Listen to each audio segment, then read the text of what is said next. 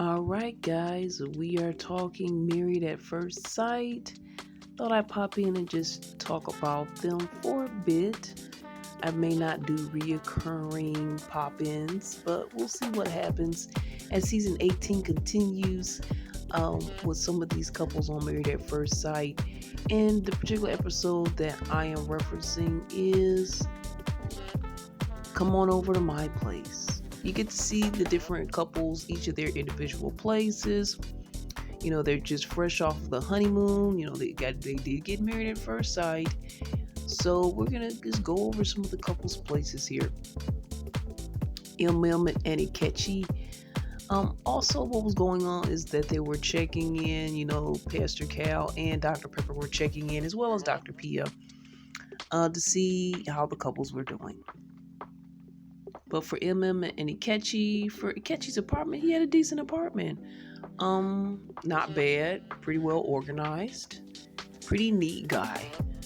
But Ikechi's apartment, not as superior to MM's, and she mentioned that men were a little bit intimidated by her place, the sheer size of it, the views. She even had like her own little karaoke area, a karaoke studio within her apartment that was, I guess Ikechi was vibing it, but maybe was a bit jealous at the same time. He was saying, wow, in a good way, but wow, do you really need to have all this stuff? So I think he was a bit intimidated with his attitude. It was a bit of intimidation, I think, there. It wasn't like, to me, screaming out loud. I like them to kind of address that a little bit further and kind of have a conversation about it if they feel they need to have a conversation about it. Maybe they don't. As far as how things are going between them, they did well at the wedding. They seem to have a connection. They seem like they're a little bit less touchy-feely as they were previously, as they're getting to know each other more. And he also said, she's a little bit too routine and maybe a little bit more mechanical, and he has a more artsy side, and he kind of wants to see her more artistic side of herself. He goes to bed strategically at 9 o'clock, so they're trying to get him out of his shell when it comes to that, so he can spend some more time with wifey. So it doesn't look too bad right now, but there are some things that I think are under the surface that are probably going to kind of appear more as the season continues. David and Michelle, they are my favorite because Michelle, she totally shut down once she found out that David was living in his parents' basement. So when they checked in with them, she kind of reiterated that situation to them and how she's trying to work on it and become better about it and not focus on it so much. So, we kind of saw it unfold, but Pastor Cal and Dr. Pepper are just now, and I think Dr. Pia was there. It could have been Dr. Pia and Pastor Cal.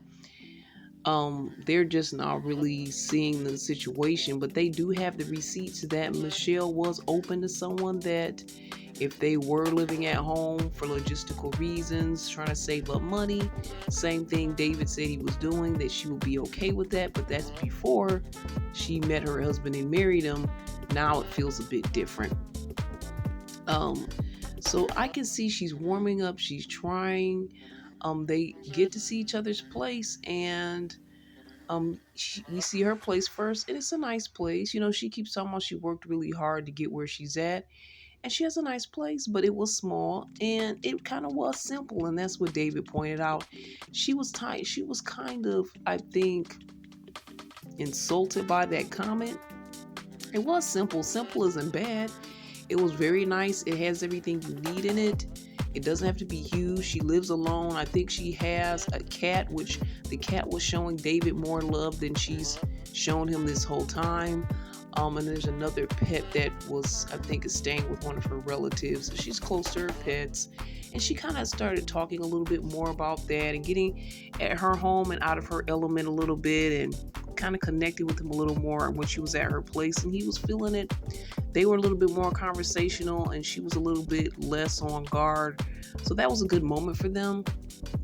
And then cut to his place, and he's like, "Well, my place is pretty similar to yours. In a way, yeah, in a way, no. He does look like he lives in his parents' basement. He's the guy version of her, but he's actually in a basement. They live in a nice neighborhood and everything. He has his own entrance, but it's a bunch of guy stuff. She said it's kind of frat party-ish there. It was like a keg bar or something like that in the middle of the room. He has his sports stuff up. He doesn't have a living room area. He does have I think he has a kitchenette, a bathroom. The bathroom was really clean looking. It was like probably the best part of the house. The bedroom looked like he just kind of threw his covers on there, like he kind of made his bed. It was a bit messy. I've seen worse, but you know, she does definitely have more of an organized life, and not intersecting with the parents. But the laundry room's down there, so she kind of made a big deal about the fact that the laundry room was down there. And he was like, "Well, did you feel any differently?" Which was a dumb question. "Since you see my place," and like, no, she's like, "This is basically what I expected." And she's just basically putting him in that same box. But I don't know why he thought that they were matching when it came to their place. It's not matching, but yeah, her place isn't super extravagant. But he could be a little bit more tidy, a little bit more together in his place. But I feel like he's just like a guy version of kind of what her place is like. And she could say yeah, because she does have her own place, isolated and not connected to her parents. So that is a difference right there as well. And he doesn't really have a space to entertain, so she pointed that out as well. She was being a bit petty, but she did have some points. The more that I kind of hate her, I kind of love to hate her at this time. She's being kind of petty, and he's trying to get her approval on so many levels, and I think he should just kind of stop doing that at this point. She's kind of hard on herself and beats herself up as well, so that's one of her issues. But I'd like to see as we go further how this couple's gonna go. I'm digging her pettiness a little bit, and I'm kind of entertained, but I'm hoping that they can go further in this marriage and it can be something that works. She gives him more of a chance. We'll see what happens with these two. Madison and Alan. I don't recall seeing Madison's place. I think like the first episode they kind of went to everybody's place, so we got to get a glimpse into their homes a bit. But we saw Alan's place, and it was a pretty nice place. I think Madison was a bit impressed. He did some renovations to the place as well. He cooks a lot. We found that out. But the night before, Madison spent the night with their girlfriends, and that was the first night that they had together at their new place as a married couple. So that was a little bit of a put off, but he said he understood. It was okay. It was cool. He cleared the air about it. So he was really good about the situation. I was a little surprised last time that Madison was asking, if he could work out like she does. And I'm like, well, he's no Mr. Universe. He's just an average guy. I wouldn't expect her to require him to work out, though. But he said he took the initiative and started working out. He's being like super cool about everything. And I think she has a pretty good catch there. I hope he's not trying to just be a people pleaser for her and do what she wants. And I hope that she can also give him some of the things that he needs, as far as her being MIA on him that first night at the place. I don't think that was cool. And there may be some other things that he may need and want from her. He brought his new dog, Luffy, which it looks like a puppy. Sorry, the puppy was, humping everything. It was kind of crazy. He was too excited. I'm sorry, I'd have to throw that puppy out. Other than that, everything seemed cool. They were getting along well. He cooked for them. She said the food was amazing. I mean, Madison, you pretty much have it made at this point. I wouldn't have too many demands on this guy. He admits he's always going to be a little weird, a little different, a little quirky, and I personally see no problem with that. He blends in for the most part. I like a little weirdness. I like a little quirkiness. I like a little standout type of person. He did have a weird mole or something on his shoulder though. The next day from the honeymoon, that I just couldn't. I just had to say something about it. So that was on my TikTok. But yeah, overall, I think he's okay. I hope that things work out with them. I hope he doesn't just bow to whatever Madison wants. And his friends kind of warned that he is kind of that guy. Camille and Thomas overall doing good. They're having their little holding hands, pecks here and there. They're kind of consistent when it comes to their affection. I think they're the only ones so far that, they greet each other with a kiss. They're kind of acting married. They're both biracial, but Camille admits he's missing a bit of the swag factor. She's a little bit more in touch with her African American side than Thomas is, and he actually feels like growing up with that was an issue, and people kind of made fun of him on that level. But she knows she's trying to get his so-called swagometer up. She's gonna take him shopping. I think that's kind of fun. I don't think she's really putting him down. At first, it does seem kind of like a put off, but she's kind of trying to get him into a mode of trying some different things. But, as long as she still accepts him and loves him for whatever he chooses to be or however he chooses to act, I think that they can pretty much go far with each other. They're both somewhat people pleasers, is what Pastor Cal said. So they both just have to be open and communicate about how they're feeling. I think she said some of his jokes were corny, and he's like, well, okay, just tell me in that moment so I won't be surprised or whatever, or unsure about how you're feeling. Don't kind of keep it to yourself. And she admitted that when Pastor Cal and Dr. Pepper came in to do the check-in, that kind of made her feel open enough to talk about these things. So that's open the door to communication. That's something that they need to do. But I think that they can work pretty well as a couple. She said she talked to her sister and hung out with her sister, I think at some tea bar. And she's like, she feels like she's in a safe space with him. He seems like a good guy overall. It's just kind of the swag factor is their issue at this moment. But I see they have a lot of potential. And finally, I do have to go back, I'm sorry, with Camille and Thomas as far as his place goes. His place was pretty decent looking, not bad. She said it doesn't really have a lot of personality.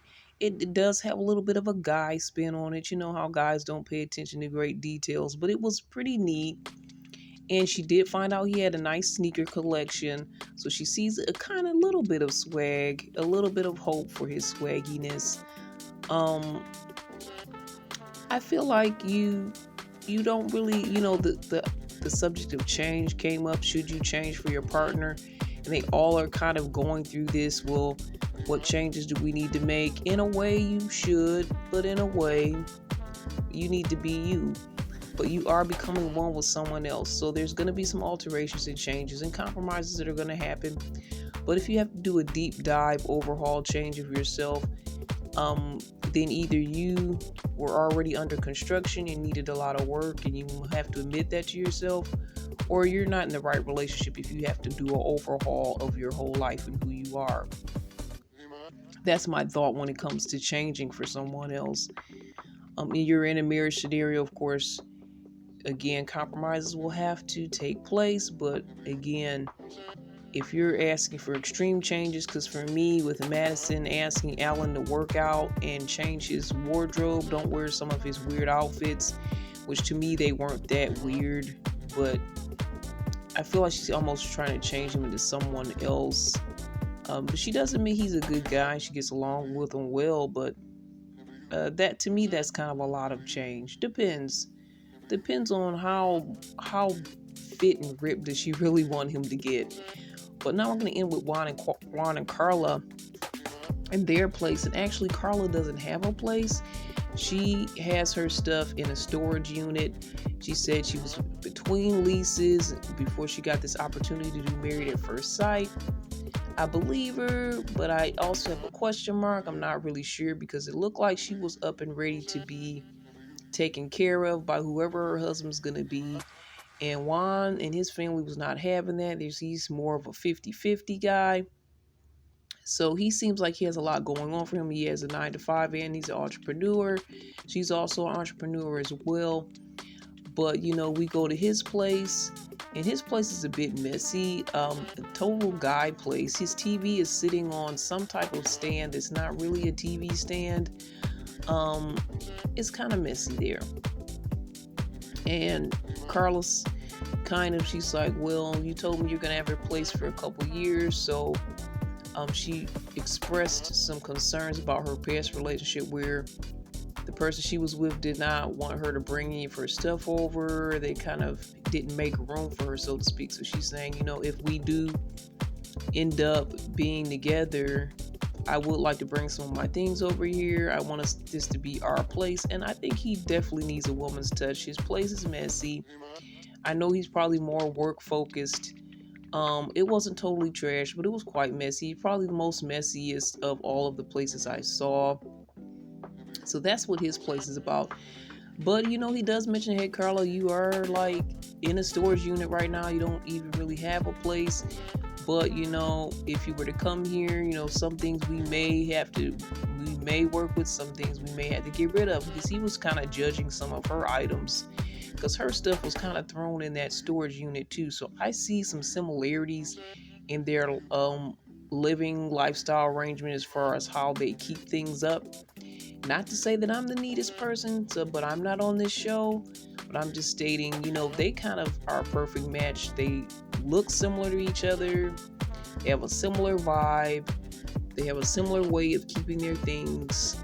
They can make it work, but I feel like there's a tension between them. Maybe they're a bit too similar. I don't know. But we'll see more and we'll connect more. And if I'm going to probably be dropping some shorts from time to time, little tidbits from the show. On our YouTube page, go to cbiztvmedia.com to check out what we're doing. But go to the CBiz TV Media on our YouTube, and that's where you'll see the shorts. So we're going to talk more faith, love, and trends, and we may be stopping in again to our friends here at Married at First Sight. This is Irene. If you have any thoughts, comments, questions, email me at cbiztv@yahoo.com. All the best, and God bless.